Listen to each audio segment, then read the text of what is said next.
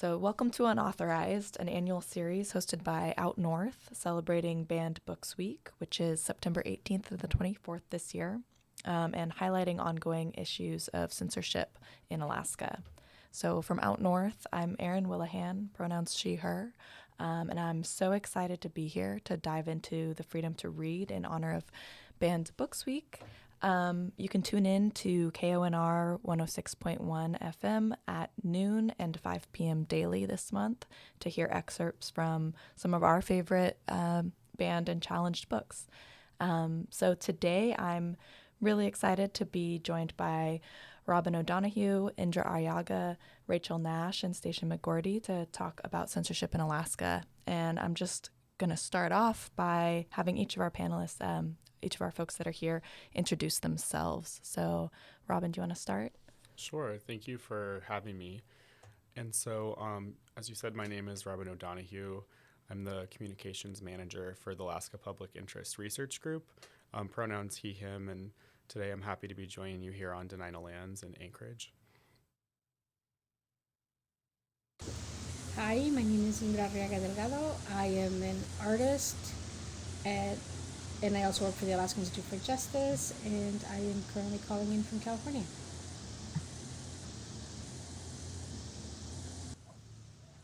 Hi, I'm Rachel Nash, pronouns she, her. I am happy to be joining you from Kenaitze Denina Lands in Soldotna, Alaska, where I am the city librarian for the Joyce K. Carver Memorial Soldotna Public Library. Thanks, Rachel. And Stacia, are you reconnected? All right. Well, hopefully we'll find her again. But in the meantime, maybe we can get started with just a little overview of kind of the process of challenges and what it means for a book to be banned or challenged in a library. And I was wondering, Rachel, if you could maybe take us there and tell us what that means. What does it mean for a book to be banned or challenged? Yeah, sure. Thank you. So initially, a challenge might come forward from a member of the community. And that could take the form of a simple conversation where somebody asks you to do something with the book. Usually it's to remove it from the shelves. They usually have some concern. It could be a written, more formal complaint about the book. Or it could even be something where online they're going to publicize their concern about the material. So the initial challenge is just where they're saying, this book is something we're concerned about. Please do something about it. Sometimes it's just as simple as we want you to move this from the children's section to the adult section. And that is still considered a challenge. And when we talk about challenges that are reported, that is included in those numbers. And then if someone's actually asking for a book to be banned, that's when they're saying, we don't think anybody should have access to this title. And that's a completely different topic and a different issue. Typically, challenges can be dealt with, at least in my experience, by discussing the issue, discussing the title with the concerned parties. And a lot of times there's just a misunderstanding about, what the mission of the public library is, possibly about First Amendment rights. However, when someone's talking about banning a title, that's a little more complicated. So technically in public libraries, we can't really go there. Once a title is on the shelves, it is protected by people's First Amendment rights, and the only way we would legally be able to take it off would be if a court of law judges it to be obscene, which is a legal term in the United States. A lot of people throw that term around, but it's not the legal version of that term. Now in school libraries, you might see people banning books, and in that case, it's typically related to the curriculum, and they may say it's not related or relevant to the curriculum. Great. Thank you so much that was really helpful and succinct. I think it's interesting, something that you pointed out about, often you'll see these as being efforts to move books from the children's section into the adult section. And something that, as I was reading up for this year's discussion, apparently, according to the American Library Association, efforts to ban books have jumped fourfold in 2021. And when you look at those top 10 lists, the books facing bans and challenges are overwhelmingly related to LGBTQ plus topics, with many written by Black or Black queer authors and other BIPOC authors. And so I just want to talk a little bit about, particularly at that intersection of gender and sexuality, what makes a book kind of quote unquote adult content, and sort of what are the trends that we're seeing happening in libraries in terms of, censorship of books that offer representation to queer youth. I don't know if anyone wants to start out talking about that. Maybe Rachel, if you wanted to just let us know if you've seen any examples of that, in Alaska, and then maybe I can turn it over to Robin to speak a little bit on the civil rights issues there and issues of representation. We've definitely seen some of those in Alaska. I think in the news you may have read about Ketchikan, and right now there are members of their community that are wanting to defund the library because of, I believe they had a LGBTQ pride display. That was what started it.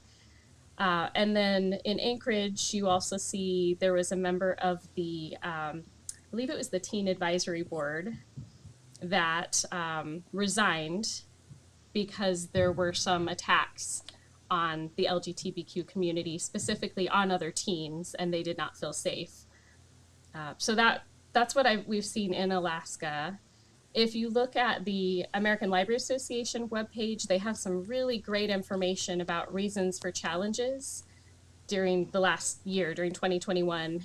And LGBTQI, also things that are sexually explicit. These are the keywords that people are putting on the forms when they are challenging items or they're requesting that they be banned.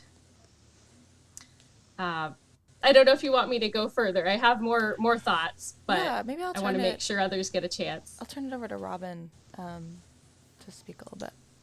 Yeah, I think if you follow the news both in Alaska and nationally, I think one thing that we've seen is libraries have definitely become somewhat of a lightning rod or a hotbed for political issues, and there's definitely been a trend of politicizing events that take places at libraries, books that are actually at libraries, and like was already mentioned, displays that are at libraries. And I think from the perspective of what's in the public interest, any sort of censorship or attempts to limit what can and cannot take place at a library really is kind of it's a disservice to the public. We as a society have made the value determination and historically that knowledge is something that the public should have access to. And so concerted efforts that would seek to take that away, I think kind of one of the greater, zooming out for a minute, one of the greater implications is that it is affecting, most likely it's affecting people of lower socioeconomic status or lower income, because those people are typically people who utilize public services more heavily. And also another point from the big picture would be that nationwide, especially since the pandemic, we've seen in America, we've seen literacy rates decline. And so rather than focus on the political debate that's surrounding libraries, you'd think that we would want to be focusing on anything to promote reading and promote, especially youth, promote kids reading more and raising some of those literacy rates. Yeah. Yeah, absolutely. Yeah, and the freedom to read what you want and have access to stories that you want to read seems essential. And I think that, there are a lot of similarly implications for freedom of expression, and even from the perspective of authors and artists and whatnot. And so I was hoping maybe Indra if you wanted to jump in here and talk a little bit about freedom of expression and kind of the ways that this sort of trend of clamping down of anything outside of, the normative framework is impacting artists, is impacting, the ability to create and to author, and to see oneself reflected and represented within, our cultures. Yeah, so putting in place gatekeepers to knowledge has always been a way to really keep down a lot of minority populations, queer populations, brown populations, black populations, women, and I think that you see it in everything, and especially right now, with the development of algorithms, and our choices are becoming less and less. One of the things that I love about libraries is that they're one of the truest places where you can go and get lost and actually allow things to find you, right? As you're going through books, as one thing is leading you to another, like spending luxury time in a library, simply letting your mind be curious, is a gift. And I think that it's something that, with the current environments around libraries and discussions on libraries, and the shifting role of libraries between a knowledge holder to now a knowledge regulator, right? It's detrimental to our expression, because we learn to express ourselves in how we see others do it, right? Nobody invents something completely new on their own. At least we haven't for a long time. We rely on other writers, we rely on other artists to show us the way of what is possible and allow us to then push the limits. And so, from a creative perspective, when that curiosity and process of developing a curiosity is truncated, so is your ability to express yourself. Yeah, very well put. Does anyone else have any thoughts that they'd like to add? I think to tag on to that, just in terms of how this censorship ultimately limits public discourse, and like the greater discourse is that wealthy people, rich people will always have access to personal libraries, the ability to buy whatever books or resources are out there that they seek, and really the role of public libraries, like for restricting that, you think about all the students that from K-12 all the way through college that go there to seek knowledge, to have time to research and study, as well as access to internet is a huge part of that. So by restricting anything related to what the content that's available at a library, it really is a disservice to those people. Yeah, absolutely. It's a huge equity issue. Well, sorry, and one thought on that is there is this kind of intersection of rural communities where you have low access to internet, where the internet can be just non-existent or unaffordable. And so the library is where people go for their information, that we are the place that has free internet and free books, and people who are trained to help you access that information. So I think that's an important part of the conversation as well, especially in Alaska, because we are a mostly rural state. And just one other thing to expand on that, in terms of relating to censoring the content or the books that are at a library, is, for example, someone might not have internet at home. So by restricting what books could be at the library, that's taking away their ability of what to research on their own time at home if they don't have access to internet. Yeah, that's a great point. Yeah, and so I guess given all of that, given the importance of having access, having that freedom of information, freedom of curiosity, as kind of speaking to some of Indra's points, what do you think are the impacts of this more recent increase in, book bans, challenges, and I'm particularly thinking about to youth, and is this getting you thinking about any, wider issues going on? I know that's kind of a broad question, but yeah, like what do you think in terms of, whether it's our society or policy making, or, art, what are the impacts of this kind of down the road beyond just that folks can't actually read these books or find them in their libraries?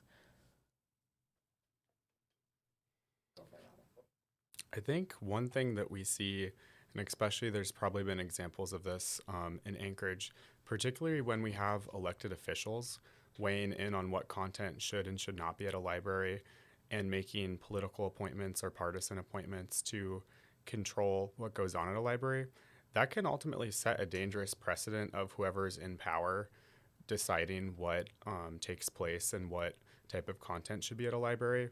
And definitely from a public interest perspective, that's a huge red flag of we don't want, kind of a pendulum swing of whoever winds up being in power getting to change everything about what's available to the public at a library. It would really be create a lot of instability and ultimately just degrade the institution overall over time. Any other thoughts? Well, I guess the one thing I keep coming back to is just like this idea that if our youth don't have access to information about people that are maybe like them or that are not like them, there's going to be this lack of understanding. Because that's the beautiful thing, is when you're reading about people that are different from you get this greater understanding of them. And that can help us to decrease conflict and help us solve problems together in the future. And we know that we need that diversity of thought, and we need to be able to come together to solve these real world problems. So that was just what I kept thinking of, is if youth don't have access to this information in the long term, it's going to be very detrimental in the long term. Yeah, and just to sort of dovetail into that, I mean, I think one of the things that I see as really dangerous is having a committee or one person making decisions about content, because they're going to favor whichever fulfills their interest. And as a person of color, as a queer person, as a woman, I want to read things that I hold truth, that there's truth in them. And I feel like a lot of policies that come from a mainstream cis male Christian even background is going to limit my story. And when I go into a library and can't find books that reflect my history or reflect it in a way that I know is really biased, then it's going to impact how even my own community thinks about itself, and so we can only, like, we can't spend our time disproving everything, and so we need a space to be able to, like, create our own content, tell our own stories, and just fact checked everything.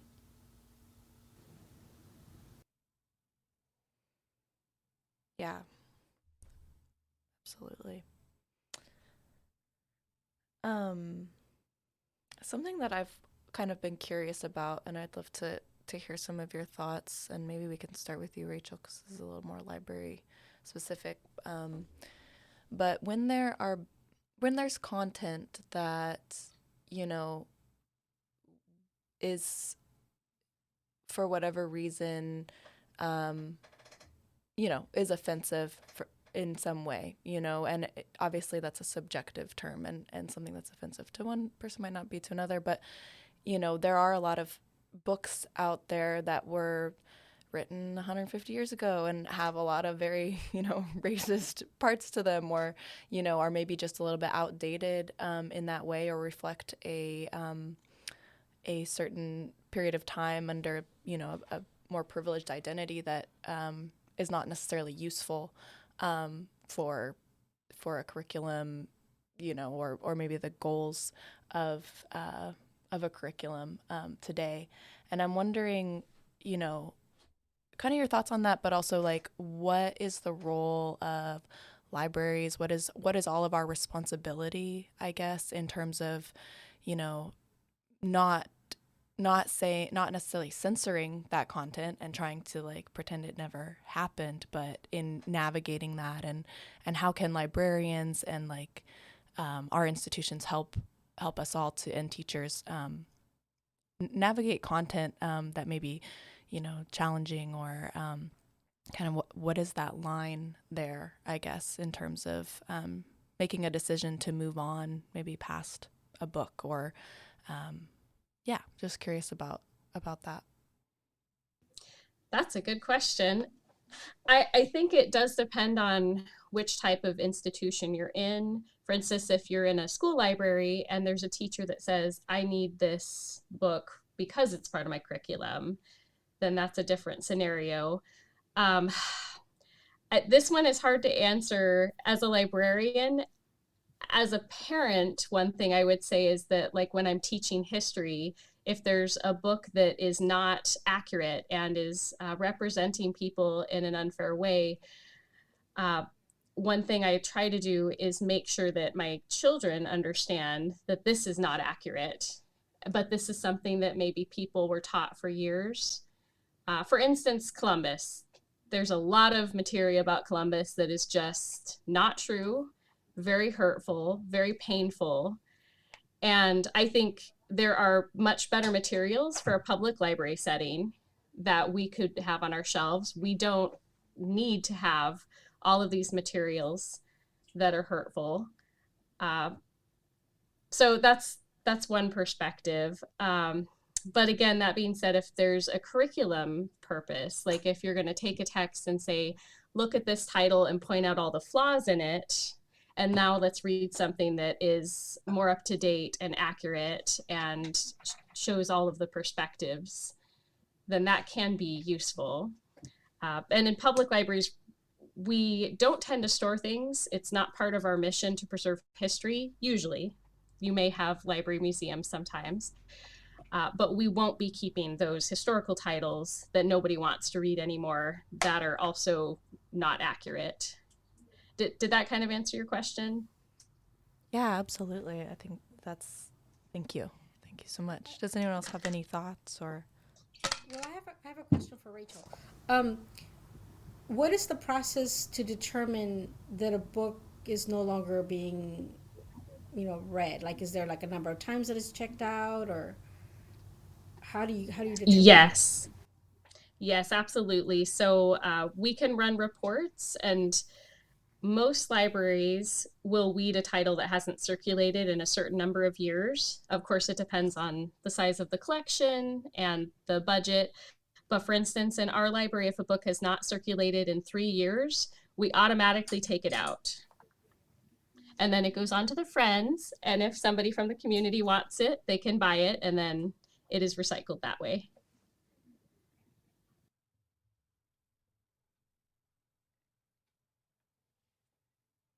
And I guess it might be a little redundant, but just to add on to that, it's just important to underscore that there's already processes like this in place to follow, and that librarians, they're experts on this. They know how to self-govern themselves, and they're an entity separate from other government entities. So it's just, I think it's important for elected officials and other people to respect that process and realize that they know what they're doing, and they have their own ways of determining what content is available at a library.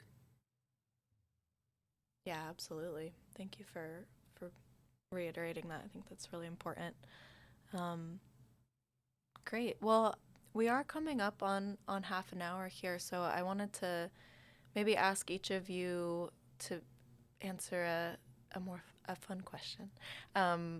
Either what's your favorite book, or what book you're reading right now, whichever one you'd like to answer. And feel free to give however much or however little context you would like for that.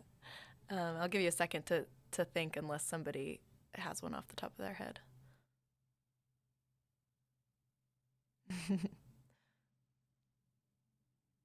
And I can start by I just finished reading N.K. Jemison's The City We Became, and that is a great read. Would recommend to anyone. I am not sure if it's been challenged or banned, but A friend of mine actually had a book swap at the library, kind of as an exercise in sharing books. And I went in there and I walked out with The Sentence, Louise Aldrich, and it's just brilliant. I haven't finished it, so don't ask me how it ends.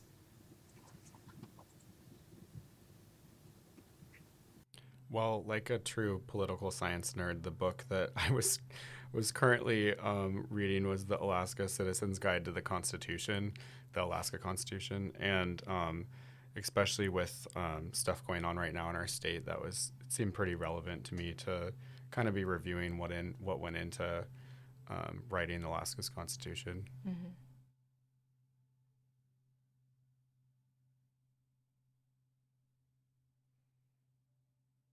Rachel, I'm waiting with bated breath to know what the librarian's favorite book is. So my favorite book is actually a children's book called The Giver by Lois Lowry. And it's a dystopian novel. And it examines how important it is that we feel both joy and pain, because it's in a world where you don't have joy or pain. And it's been my favorite for years. I've read it many times, but I read it as a child, a teen, an adult, a parent, and got something completely different from it every time I read it. So highly recommended. Also, I met Lois Lowry, and she is wonderful. Amazing. Thank you so much.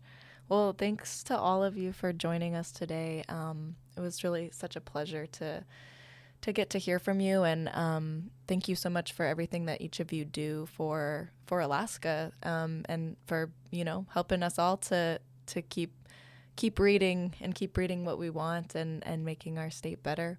Again, you are listening to Unauthorized on Out North Radio, 106.1 FM, KONR LP Anchorage. Tune in every day this month at noon and 5 p.m. to hear excerpts read by community members of our favorite banned books. And thank you so much again for tuning in. All right, take care, everybody.